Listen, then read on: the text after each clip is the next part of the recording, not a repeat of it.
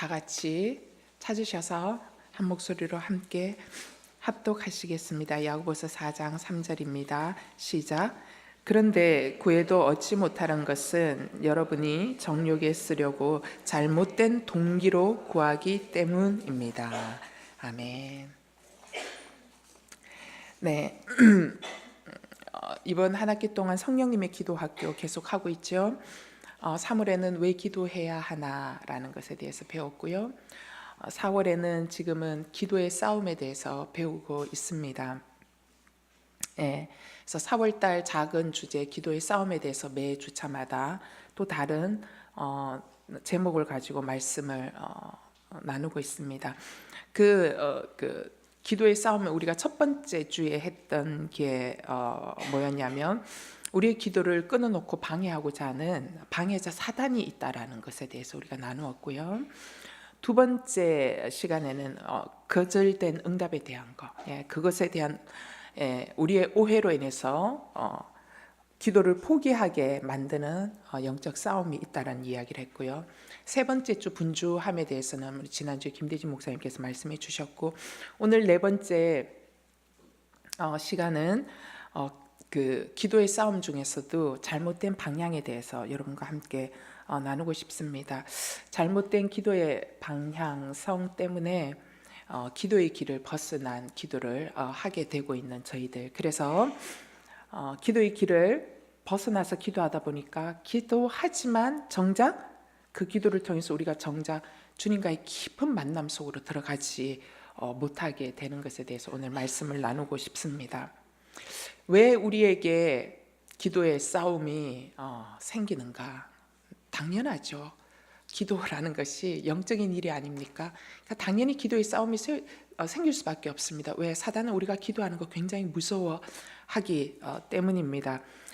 기도가 이 어둠의 세상 주관자들이 가장 두려워하는 영적 무기이고 영적 권능이기 때문에 사단은 어떻게 하든지 우리의 기도를 끊어놓기 위해서 계속 공격해 오기 때문에 기도는 하나의 싸움일 수밖에 없다라는 것이죠. 또한 기도가 왜 싸움이 될 수밖에 없냐면 우리의 육신은 기도하고 싶지 않아 한다라는 것입니다.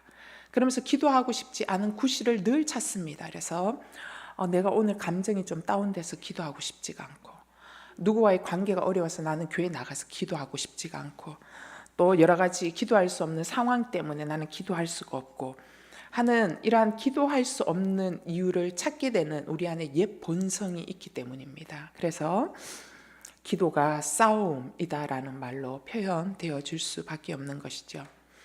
사람들이 왜 기도하는 게 이렇게 어려울까? 기도하는 게 왜 이렇게 노동처럼 느껴지고 이렇게 힘들까?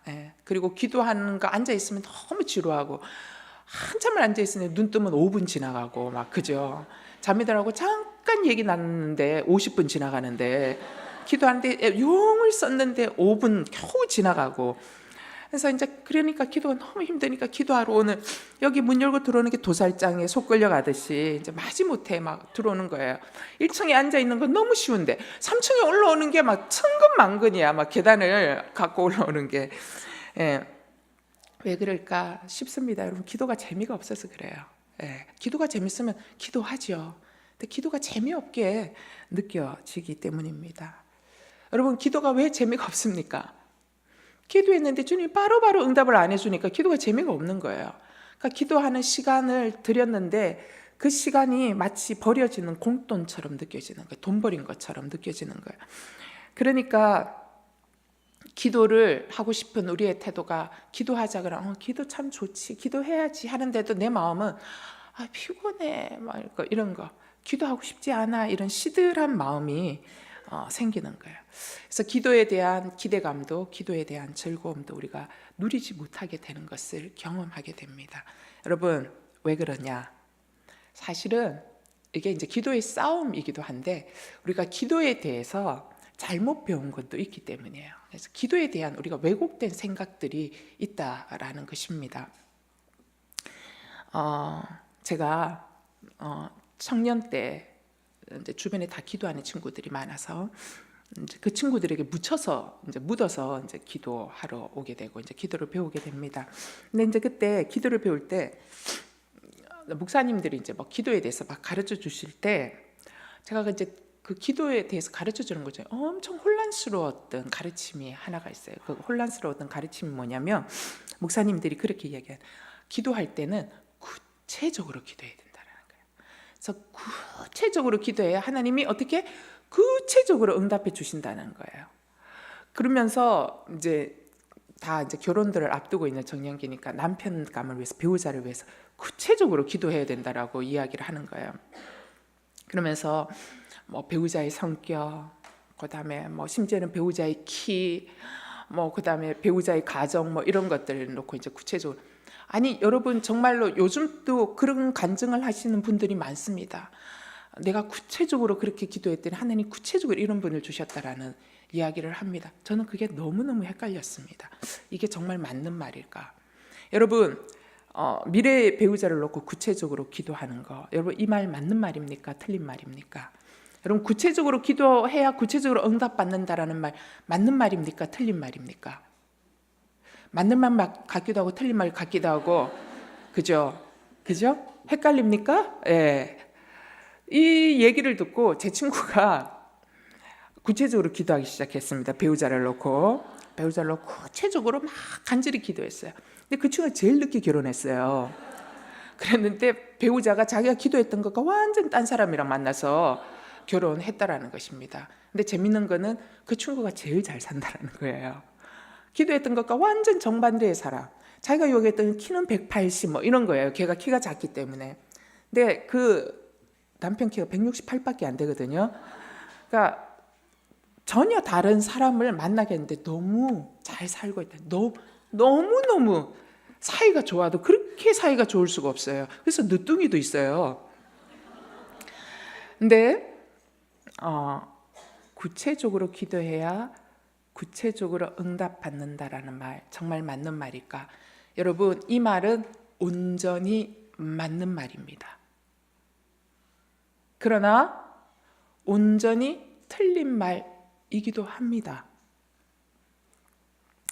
자, 우리의 기도의 방향이 무엇을 향해 있느냐에 따라 구체적으로 기도하면 하나님이 구체적으로 응답해 주신다는 이 말이 매우 맞는 말이기도 하고 매우 틀린 말이 되기도 한다라는 것입니다. 자, 조금 더 쉽게 정확하게 이야기하면 내 마음의 의도, 지금 기도하고자 하는 내 마음의 의도가 지금 무엇을 향해 있느냐에 따라 이 말은 맞기도 하고 틀리기도 한 말이라는 것입니다. 역대상 28장 9절 말씀을 한번 보도록 하겠습니다.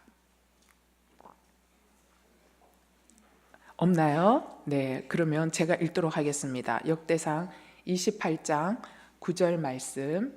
네, 제가 읽어볼게요. 역대상 28장 9절. 내 아들 솔로몬아, 하나님을 내 아버지로 알고 온 마음을 들이며 기꺼이 그분을 섬겨라.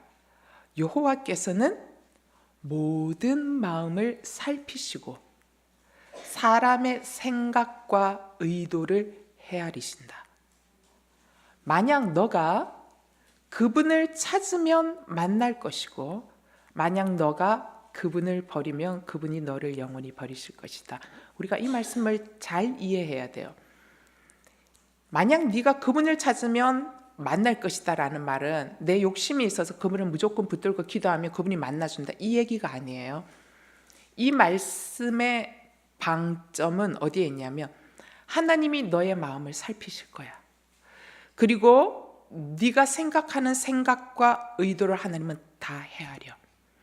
그런데 네가 말이 어눌해서 지금 네가 주님 앞에 나와서 간구하고 있는 그것이 어눌해서 다 표현하지 못한다 할지라도 네 마음의 의도가 어떠한 마음을 가지고 주님 앞에 간구하느냐에 따라서 하나님이 만나 주신다라는 것입니다. 그런데 네가 화려한 미사역으로 그럴듯하게 하나님 나라와 의를 위하여 구하지만 네 마음의 의도가 결국은 뭐예요? 네가 좀 더 드러나고, 네가 좀 더 우쭐해지고, 네가 좀 더 권위의식을 행할 수 있기 위해서 구하는 거라면 어떻게 해요? 하나님 그 기도를 버리시겠다라는 것이죠. 여러분, 하나님께서는 우리의 깊은 의도가 어떠하든지 기도하면 응답하여 주실 것이다 라고 약속한 적이 없습니다. 그런데 우리는 그렇게 배워왔습니다. 우리의 깊은 의도가 어떠하든지 기도하면 응답하여 주실 것이다, 이렇게 배워온 것이죠. 그래서 예전에 우리가 구체적으로 우리 조목조목 내가 원하는 기도의 내용을 말하면 하나님께서 조목 내가 원하는 응답을 받을 것으로 기대하면서 기도했다라는 것입니다. 문제는 바로 이 지점에서 사고가 발생해요.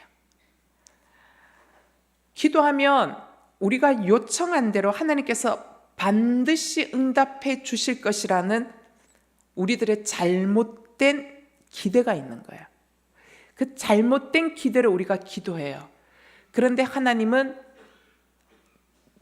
나를 위해서 나의 욕심을 따라 조목조목 구한 기도를 하나님이 들어주시지 않으세요. 왜? 나를 사랑하시니까. 그래서 그 기도를 들어주시지 않으면 반드시 기도하면 조목조목 기도하면 조목조목 들어주신다라고 나는 믿고 기도했는데 기도를 안 들어줘? 내게 뭐가 오냐? 깊은 기도에 대한 절망감이 오는 거예요. 그러면서 기도의 기쁨을 누리지 못하는 거예요. 그러면서 기도를 응답해 주시지 않는 하나님, 그리고 기도에 인색한 하나님처럼 우리가 느껴지는 거예요. 그래서 기도했을 때 응답받지 못할 때 우리 안에 여기에서 문제는 더 나아간다. 뭘 나아가느냐? 기도 응답을 약속하신 성경 말씀 다 거짓말이야. 그래서 말씀 자체를 의심하게 만들어요. 그러면 기도 응답에 대한 말씀 자체만 의심하게 되는 것이 아니라 응답받지 못할 때 그 의심이 커져서 뭐예요? 성경 말씀에 나타난 하나님 성품에 대한 것 자체도 우리가 의심하게 되어진다는, 성경 전체에 대한 의심으로 확장되어진다. 사단이 그러한 방향으로 우리를 끌고 간다라는 것이죠. 왜 이런 일이 일어납니까? 우리가 기도에 대해서 그동안 제대로 배운 적이 없기 때문에 일어나는 일이라는 것이죠. 여러분, 우리가 기도에 대해서 제대로 알지 못하면 우리는 하나님에게 항상 문제가 있는 줄로 알게 됩니다. 설마 내 기도가 잘못된 방향에서 시작되었을 것이다 라고는 예상하지 못하는 것이죠. 사랑하는 여러분, 하나님은 절대로 우리가 그림을 그린 계획대로 응답해 주시지 않으시는 분이심을 찬양할 수 있게 되기를 바랍니다. 이런 게 또 아멘을 하시는 거냐, 훌륭하십니다. 여러분, 만약 하나님이 내가 응답받고 싶은 모양과 조건과 상황이 있어요. 근데 하나님이 내가 응답받고 싶은 모양과 조건과 상황을 조목조목 정하여 드린 그대로 기도에 응답하여 주신다면 여러분 의심해 보셔야 합니다. 하나님 응답해 주신 거 맞나? 정말 하나님 맞나? 아니면 하나님이 나를 버리신 걸까? 생각해 보셔야 한다는 것이죠. 마태복음 7장 11절 말씀 보겠습니다. 마태복음 7장 11절 말씀 없나요? 자막이 오늘 자막이 안 되나 봐요. 마태복음 7장 11절 말씀 함께 찾아서 읽겠습니다.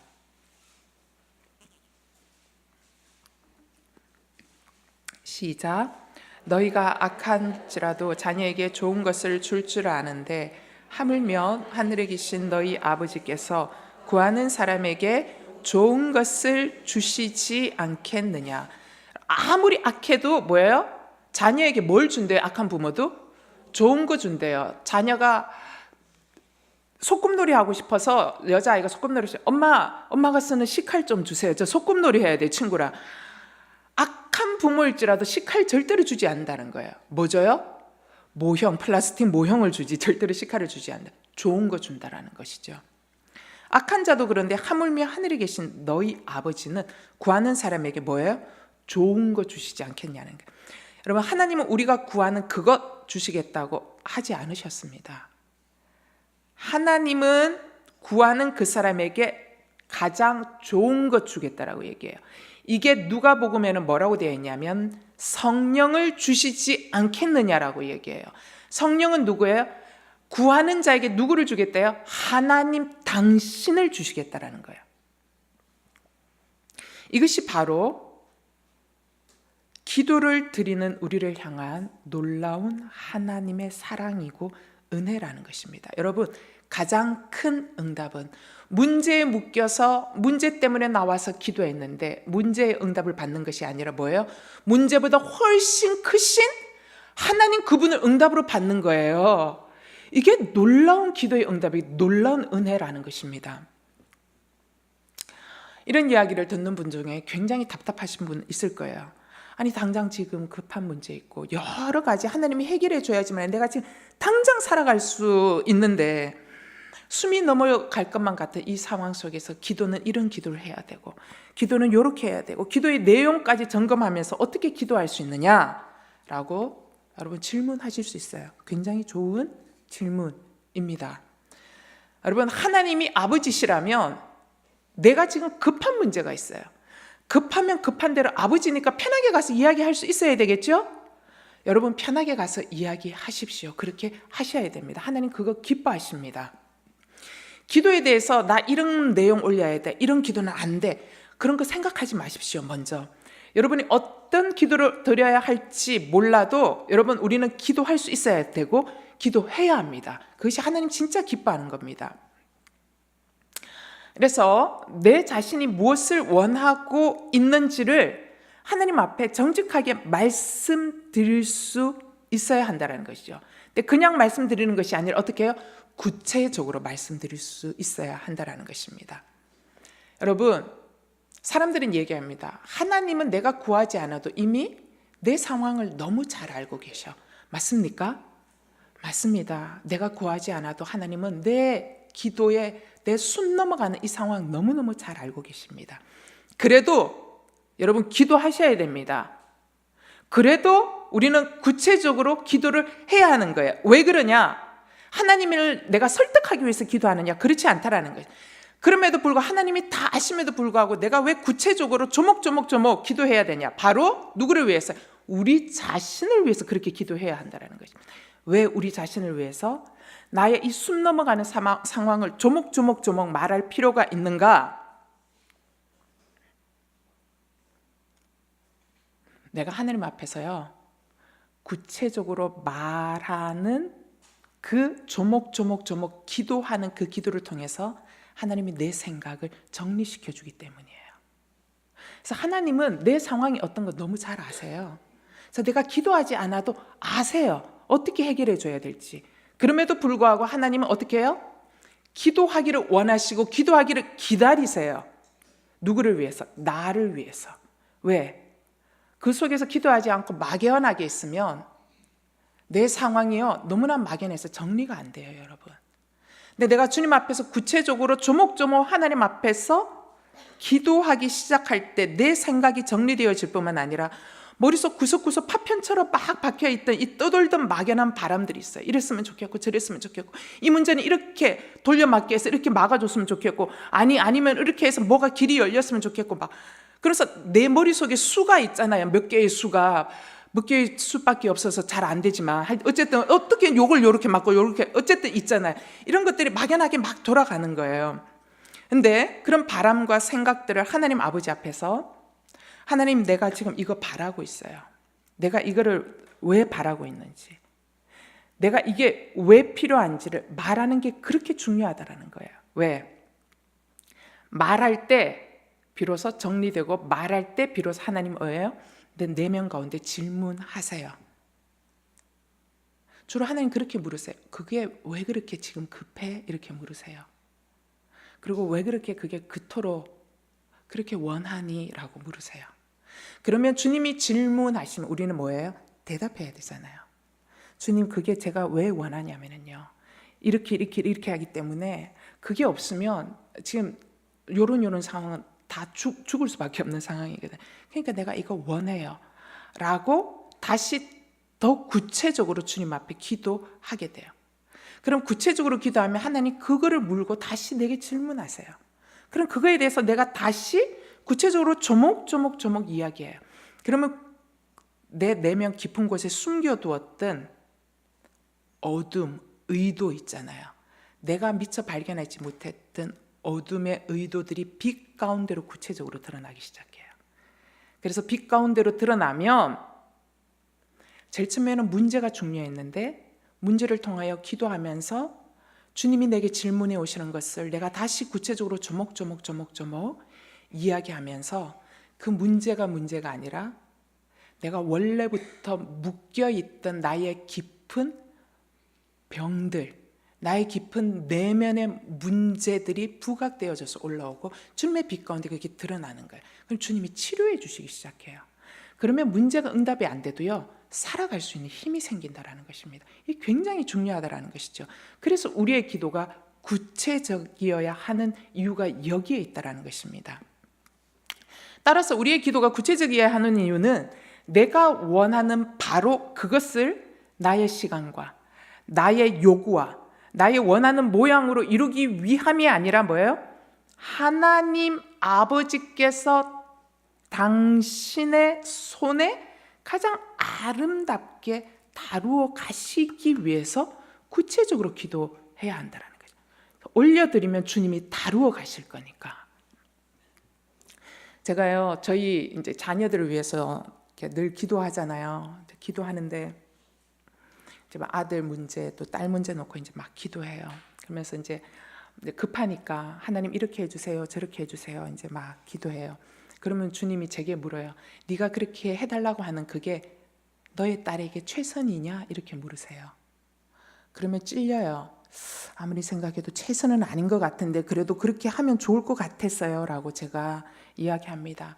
그러니까 주님이 최선이냐라고 물으면 제가 주님 앞에 엎드릴 수밖에 없어요. 주님, 최선이 아닌 걸 압니다. 주님, 어떻게 하면 좋겠어요? 뭐가 최선입니까? 라고 제가 주님 앞에 질문을 던질 수밖에 없죠. 저는 최선이 뭔지 모릅니다. 근데 주님은 최선을 아시지 않습니까? 그러면 주님, 그 최선이 뭐예요? 라고 제가 주님 앞에 질문하게 되는 거죠. 질문하면 어떻게 돼요? 기다리게 되잖아요. 주님의 음성이 들릴 때까지 기다리게 되잖아요. 질문을 던지고 잠잠한 가운데 기다리면 주님이 최선이 뭔지를 말씀해 주세요. 근데 명확하게 1부터 10까지 다 말씀해 주시진 않아요. 어렴풋하게 1번과 2번 정도를 알게 해 주세요. 이게 최선인 거야. 그러면 3, 4, 5, 6, 7, 8, 90까지 연결되어 줄 수 있기 때문에 지금 이게 최선인 거야 라고 이야기해야 돼요.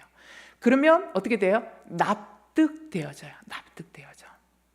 그래서 우리가 주님 앞에 구체적으로 기도해야 하는 이유가, 그리고 구체적인 기도의 능력이 여기에 있다라는 것입니다. 그러므로 여러분, 사랑하는 하나님 앞에서 우리의 마음을 놓고 편안하게 기도하십시오. 일부러 주님이 원하는 말, 바른 말, 옳은 말 찾아서 기도하시지 않으셔도 됩니다. 내가 원하는 거 그냥 막 기도해도 뭐예요? 하나님은 어떻게 해요? 하나님은 가장 나에게 맞게 응답하여 주시는 분이시니까 여러분, 마음 편하게 주님 앞에 기도하는 것이 굉장히 중요합니다. 그러나 한 가지 더, 제일 처음에는 그런 기도로 기도가 시작이 되어야 돼요. 왜냐하면 그게 기도가 편하고, 그래야 그 정말 아빠 아버지고, 아빠 아버지는 그러한 기도를 연락하시고 받으시기 좋아하시니까 우리의 기도를 배워가는 단계에서 그러한 기도로 가야 되는 거예요. 그런데 기도가 점점 더 나아가게 되고 발전하게 되면 우리의 기도는 여기에 머물러 있으면 절대로 안 된다는 거예요. 우리의 기도는 반드시 뭐예요? 다음 단계를 향해서 나아가야 하는데, 어떤 단계를 향해서 나아가야 하느냐? 하나님이 나의 기도를 들었을 때 어떻게 해요? 응답해 주시고 싶은 기도의 단계로 나아가야 한다라는 것입니다. 야고보서 4장 3절 오늘 읽었던 것. 그런데 구해도 얻지 못하는 것은 여러분이 정욕에 쓰려고 잘못된 동기로 구하기 때문입니다. 여러분, 우리가 편안하게 기도하는 기도의 단계 굉장히 중요합니다. 그리고 정욕에 쓰려고 잘못된 동기로 기도하는 것도 주님은 받아들이십니다. 그것을 통해서 우리는 주님을 알아가고 주님과의 친밀한 단계 속으로 들어가는 단계에 필요하기 때문에 주님은 받으셔요. 그러나 나의 욕심을 이루기 위한 기도로 계속 동기로 기도할 때 우리가 계속 더 이상 기도를 진전해 나갈 수가 없어요. 왜 그런 줄 알아요? 기도가 재미없어져요. 왜 재미없어질까요? 주님은 그 기도에 응답 안 해주시니까 그 기도가 재미가 없어져요. 그렇기 때문에 반드시 그러한 편안한 기도로 시작을 하지만 기도는 다음 단계로 넘어가야 돼요. 어떤 기도 단계? 주님이 응답해 주실 수 있는 기도의 단계로 넘어가야 하는 것이죠. 자, 여러분, 하나님이 우리 인생 가운데 문제와 어려움을 주십니다. 왜? 내 인생의 문제에 필요를 주심으로 우리에게 어떻게 해요? 기도를 시작할 수 있도록 만드시기 위해서 어려움과 문제와 고난을 주시는 것이죠. 근데 우리가 이러한 필요와 또 어려움, 또 소원을 인해서 하나님 앞에 나와서 우리가 구체적으로 기도합니다. 근데 기도의 목적은 여기에 머물러 있는 것이 아니라는 것이죠. 진짜 기도의 목적은 내가 지금 당면한 걱정과 내가 당면한 문제와 내가 당면한 고통을 해결하는데 기도의 근본 목적이 있지 않다라는 것입니다. 기도의 근본 목적은 뭐예요? 고통과 문제와 어려움들 뒤에 있는 것을 발견해 나가도록 하기 위한 데 기도의 목적이 있다라는 것이죠.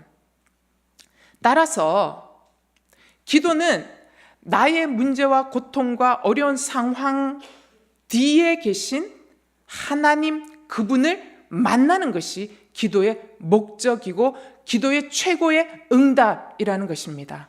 여러분, 기도의 최고의 응답은 그래서 하나님을 알아가는 거예요.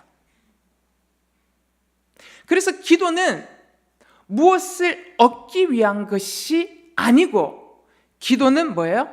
하나님을 얻기 위한 것이라는 겁니다. 그렇기 때문에 고난과 문제는요, 하나님을 얻기 위한 단순한 재료가 되는 것밖에 아닙니다. 그러므로 바른 기도의 동기는 여러분 하나님 그분을 위해 기도하는 것입니다. 요한복음 15장 7절 말씀 한번 봅시다.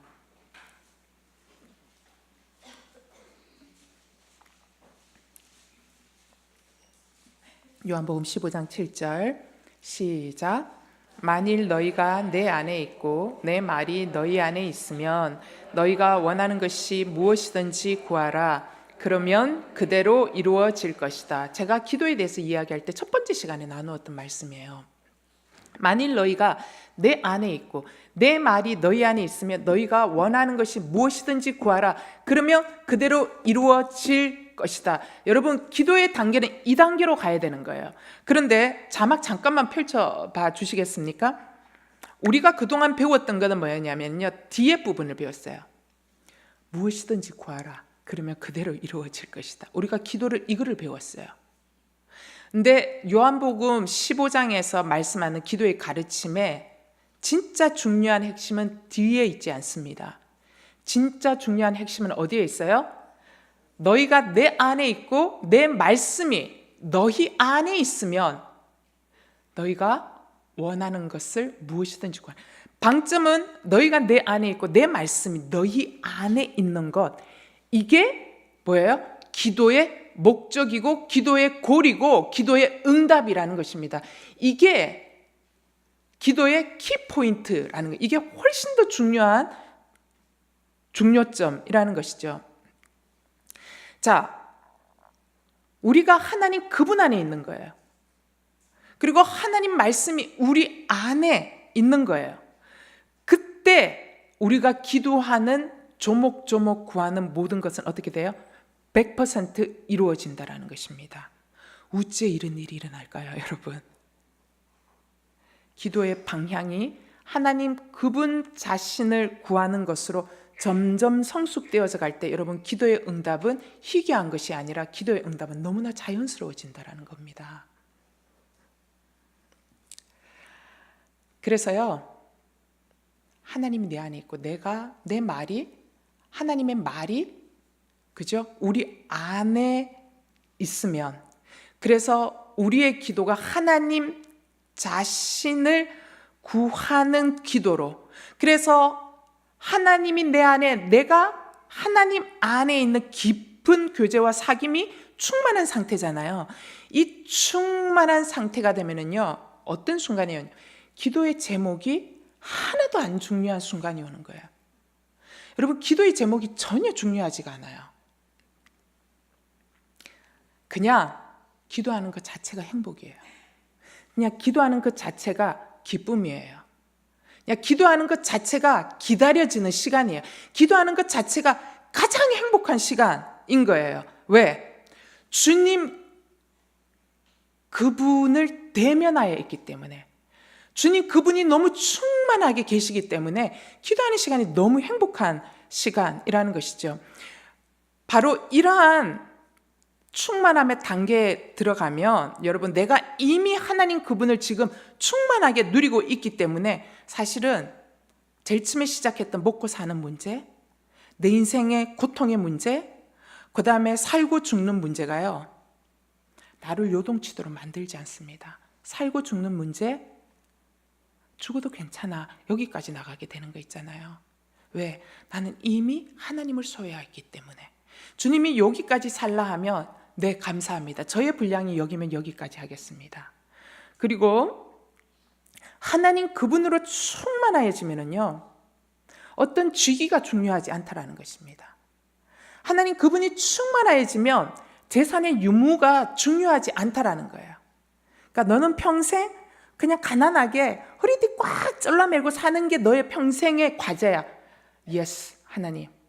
당신이 내 안에 충만하기 때문에 하나님 내 인생 가운데 그렇게 살도록 허락하셨으면 그것으로 주님을 드러낼 수 있다면 네, 괜찮습니다.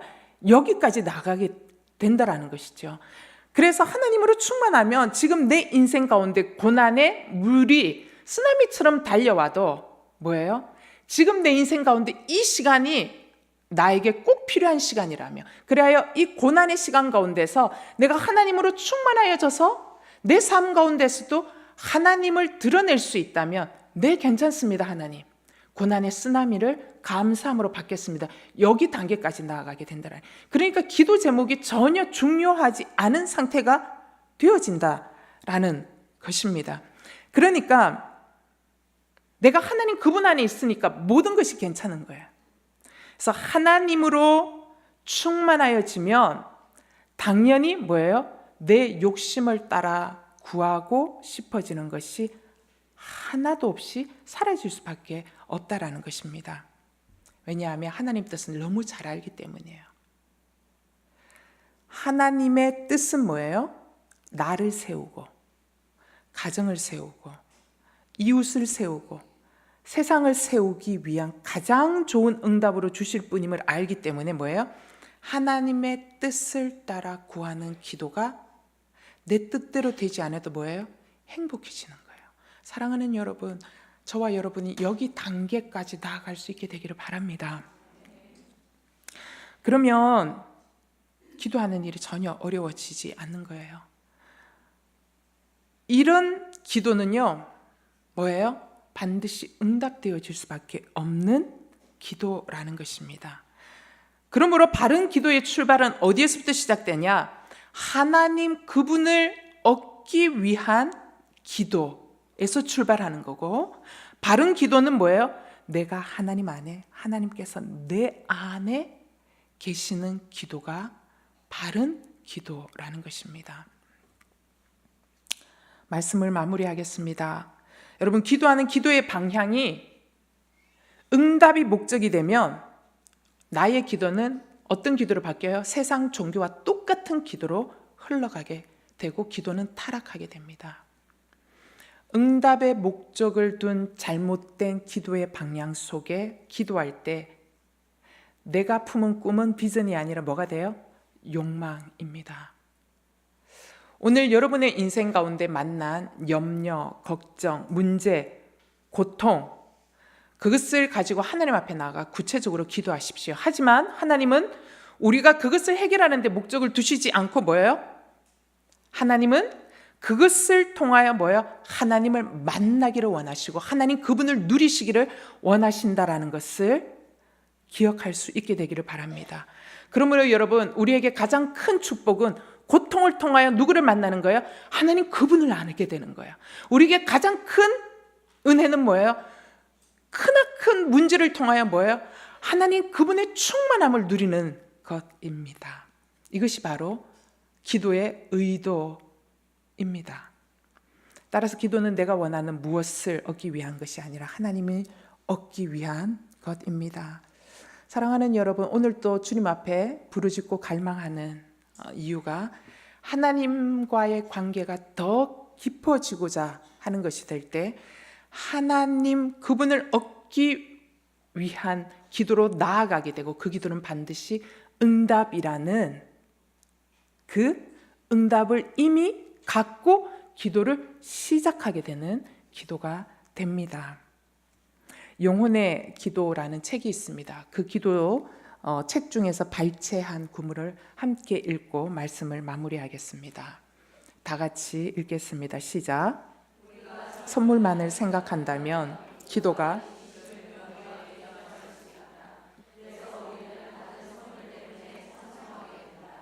그리고 우리는 하나님을 자산으로 여겨 그분을 이용하려는 유혹에 빠진다.